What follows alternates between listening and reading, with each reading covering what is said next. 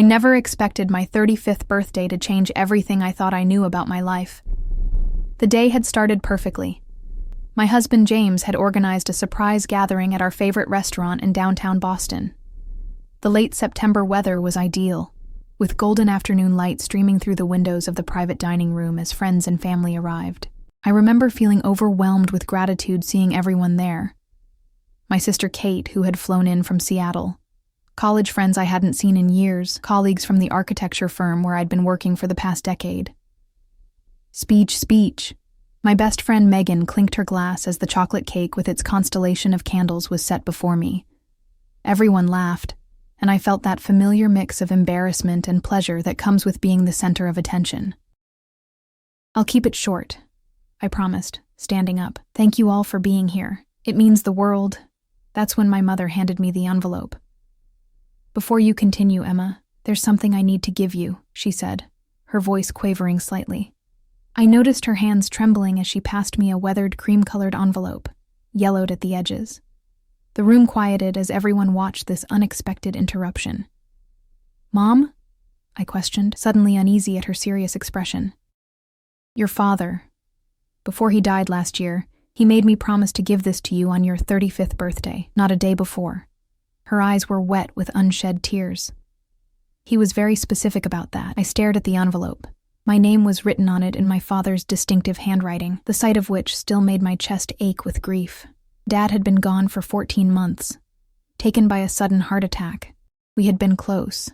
He was the one who had encouraged my love of design and architecture, who had taught me to see the poetry in buildings. "Open it, Em," James encouraged gently, his hand warm on my shoulder. The room felt oppressively quiet as I carefully broke the seal. Inside was a letter, handwritten on what looked like legal paper. As I unfolded it, a small key fell onto the table with a metallic clink. "Dear Emma," I began reading aloud without thinking, then stopped, scanning ahead. My blood ran cold. "Everything okay?" James asked, leaning closer. I couldn't answer. My eyes raced over the words, each one like a hammer blow. "My dearest Emma, if you're reading this, I've been gone for some time, and you've reached your 35th birthday. I've carried a burden for decades that I can no longer take to my grave. What I'm about to tell you will shake the foundations of everything you believe about our family and about yourself. You are not my biological daughter." I stopped reading aloud, my mouth dry. The room around me continued to exist, but distantly, as though I was suddenly underwater. I forced myself to continue reading silently. "Your mother doesn't know I'm telling you this. We agreed long ago to keep this secret forever, but I cannot. You deserve the truth. The man who fathered you was Richard Caldwell, your mother's colleague at the university before you were born. They had a brief affair during a difficult period in our marriage. When your mother told me she was pregnant, I knew the timing made it impossible to be mine. We had been trying for a child for years without success. I was devastated. But I also knew that I wanted to be your father in every way that mattered. We reconciled, and I have never regretted my decision to raise you as my own. Richard never knew about you. He moved to California shortly after, where I believe he still lives. The key enclosed opens a safety deposit box at First National Bank, Box Tharbor 247. Inside, you'll find everything I know about him, including recent contact information that I've kept updated over the years, just in case this day ever came. I hope you can forgive us for keeping this from you. I hope you know that being your father has been the greatest joy of my life. You have always been, and will always be, my daughter. All my love. Dad." I looked up from the letter, the room spinning slightly. Everyone was staring at me, their faces showing various degrees of confusion and concern. "Emma?" My mother's voice was small, frightened. "What does it say?" I couldn't speak. The letter in my hands felt impossibly heavy. James was reading over my shoulder now, his sharp intake of breath confirming what I'd just read. "Is this true?" I finally managed to ask my mother, my voice barely audible. She paled immediately, her hand going to her throat. What does it say?" But her reaction had already confirmed everything. Dad says he's not my biological father. The words fell into the room like stones into still water, sending ripples of shock through the gathered guests. He says my real father is someone named Richard Caldwell. My mother collapsed back into her chair, her face ashen. "Oh God," she whispered. "He promised he would never tell you." The confirmation hit me like a physical blow. 35 years of my identity crumbled in an instant. I looked around the room at the stunned faces of friends and family, many of whom were now awkwardly avoiding my gaze. My sister Kate looked as shocked as I felt. This was clearly news to her, too. "I need some air," I managed to say, dropping the letter on the table and turning toward the door. James reached for me, but I shook my head. "Alone. Please." Outside, the cool evening air did nothing to clear my head. I walked aimlessly down the street, past shops closing for the day, past couples and families going about their normal lives, all while my own had just imploded. 35 years of believing I was someone I wasn't. 35 years of lies. The key in my palm seemed to burn against my skin. A safety deposit box with information about my biological father. A stranger named Richard Caldwell, who had no idea I existed. My phone buzzed repeatedly in my pocket, but I ignored it. I couldn't face anyone right now, not even James. The one person I desperately wanted to talk to, my dad, or the man I'd always called Dad, was gone forever. Had he been planning to tell me in person if he'd lived? Or had his death given him the courage to reveal this secret from beyond the grave? I found myself at a small park and sank onto a bench, watching as the setting sun painted the sky in shades of orange and pink. Tomorrow, I would go to the bank. Tomorrow, I would decide what to do about Richard Caldwell. But tonight, I mourned the loss of something I couldn't quite name. Perhaps the story I'd always told myself about who I was and where I came from. In a single moment, with a single letter, my history had been rewritten. First National Bank opened at 9 a.m. I was waiting outside at 8:45, having barely slept. James had wanted to come with me, but this felt like something I needed to do alone. My mother had called 14 times last night, her voicemails becoming increasingly desperate. I still wasn't ready to talk to her. "I can assist you with accessing your safety deposit box, Ms. Thornton," the bank manager said, after I'd explained my situation and shown him the key.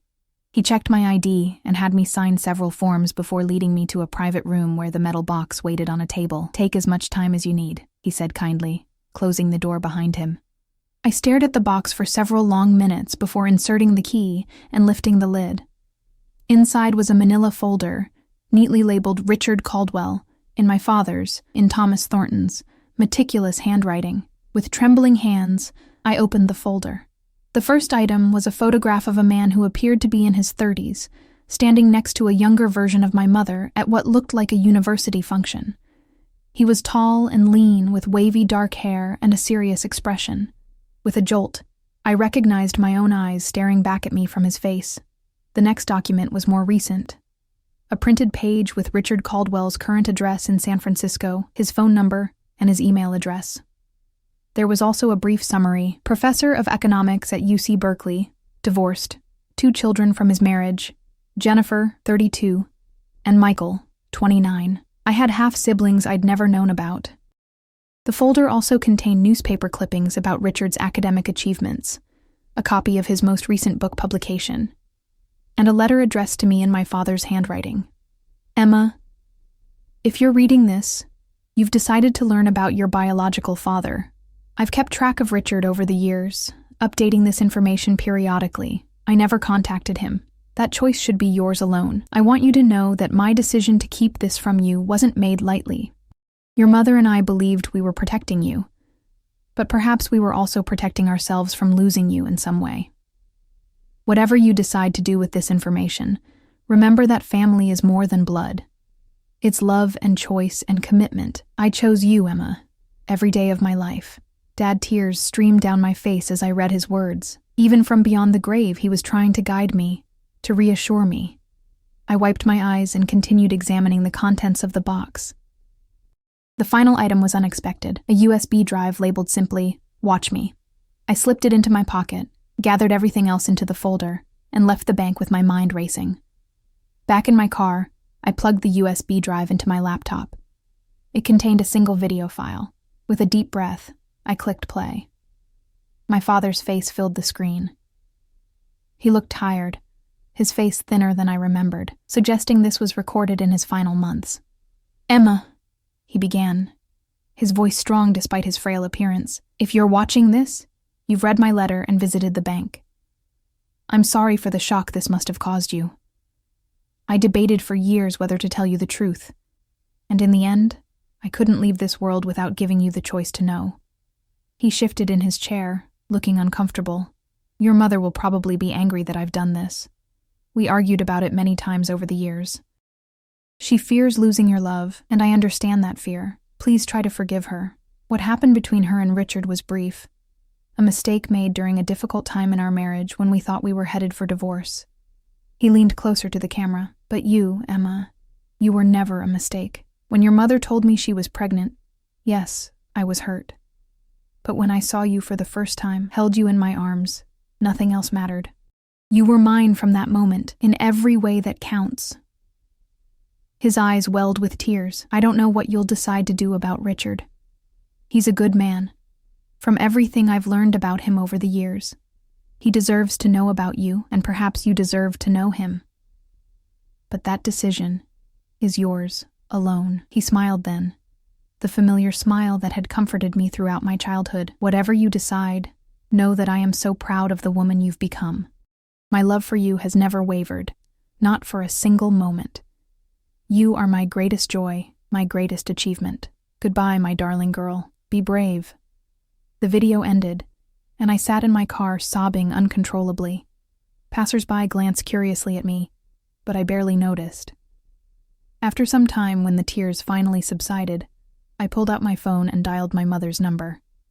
"Emma?" She answered immediately, her voice raw. "Emma, please let me explain. I'm coming over," I said, my voice steadier than I expected. "We need to talk." 20 minutes later, I was sitting across from my mother in her living room, the folder from the safety deposit box on the coffee table between us. She looked like she hadn't slept either, her usually immaculate appearance disheveled, her eyes red-rimmed. "I watched Dad's video," I said quietly. She nodded, unable to meet my gaze. "I begged him not to do this. I was afraid. I'm afraid of losing you. Why didn't you ever tell me?" The question came out sharper than I intended. She flinched. "At first, it was because your father, Thomas, wanted so badly to be your dad. He didn't want anything to complicate that. He loved you so completely from the moment you were born." She twisted her wedding ring nervously. "And then as years passed, it seemed impossible to tell you. How do you tell your child something like that after 5 years, after 10, after 20? The right moment never came." "Did Richard ever suspect?" I asked. She shook her head firmly. "No. He accepted a position at Berkeley before I even knew I was pregnant. We never spoke again after he left." I looked down at the photograph of Richard Caldwell, at the eyes so similar to my own. "I think I want to contact him." My mother's face crumpled, but she nodded. "I understand," she whispered. "But Emma, please know that your father, Thomas, he was your real father in every way that matters. He adored you." "I know," I said, my throat tight. "That doesn't change. But I need to know the rest of my story too. When I left my mother's house, I drove to the cemetery where my father was buried. I sat beside his grave for a long time, telling him about my feelings of confusion, betrayal, and eventually, understanding. The autumn wind rustled the trees overhead, and somewhere in the distance, a cardinal sang. It felt, in some strange way, like he was listening. That evening, James held me as I drafted and redrafted an email to Richard Caldwell. How do you begin such a message? "Hello. I believe I'm your daughter. You don't know me, but..." Finally, I settled on something simple.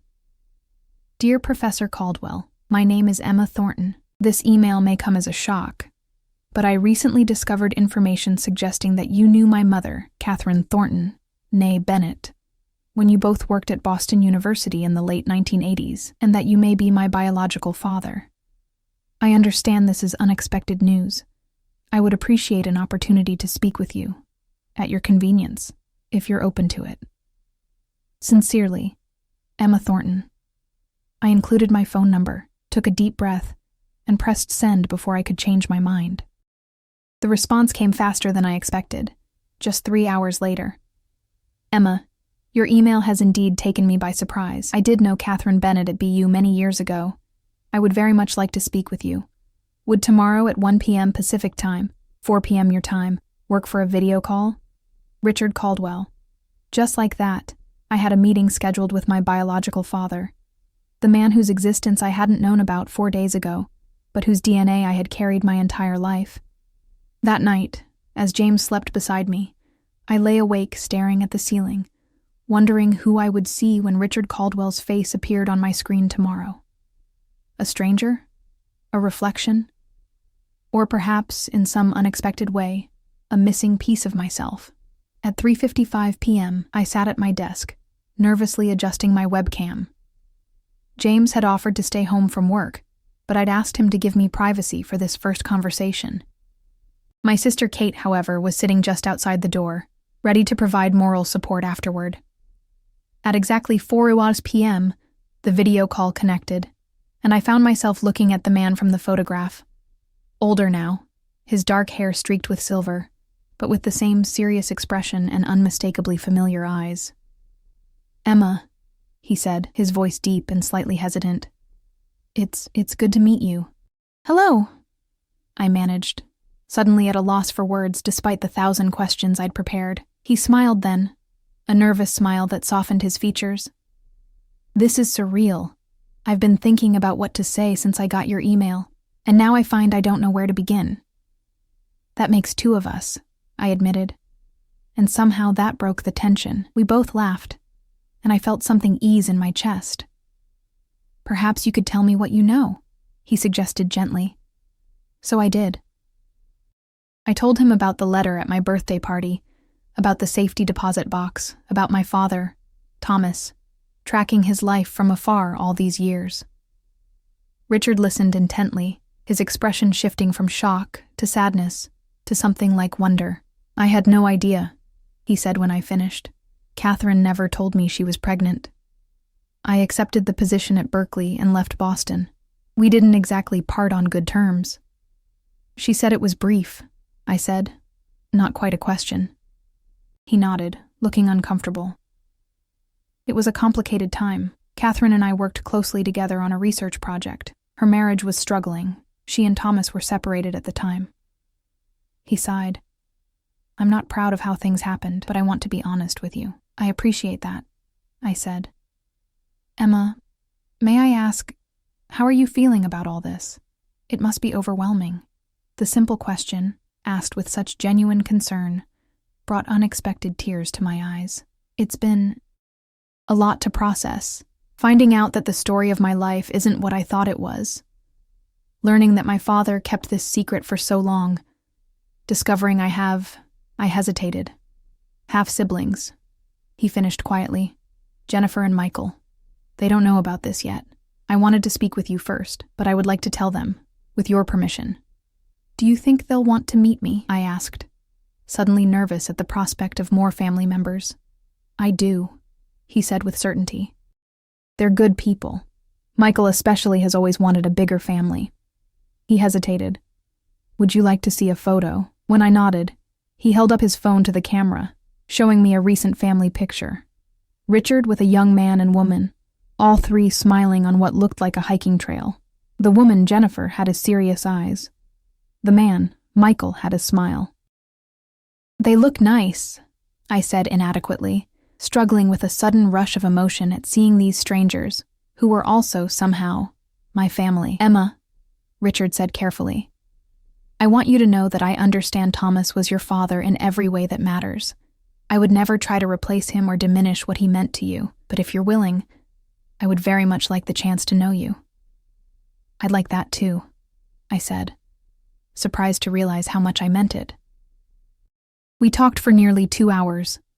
I learned that Richard shared my love of architecture, though from an economic perspective rather than a design one. He had the same terrible sense of direction that had plagued me all my life, something my father Thomas had always teased me about. He gestured with his hands when explaining complicated ideas, just as I did, when we finally said goodbye, promising to speak again soon. I felt lighter somehow.